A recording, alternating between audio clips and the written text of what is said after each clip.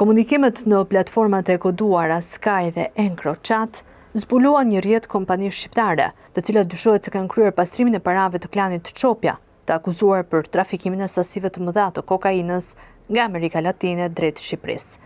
Mes emrave të atyre që përmenden si pastrues të vëllezërve Franc Çopja dhe Hajdar Bako Çopja, është edhe Arjan Ormenaj, 60 vjeçari nga Elbasani, zotëron një grup kompanish me aktivitete të ndryshme tregtare, kryesisht në industrinë e rëndë. Mes tyre Arjan Ormenaj është aksioneri me 31% në shoqërinë Eurobeton 2005, ndërkohë që kjo kompani deri më tani nuk ka llogaritë hapura me prokurorinë e posaçme.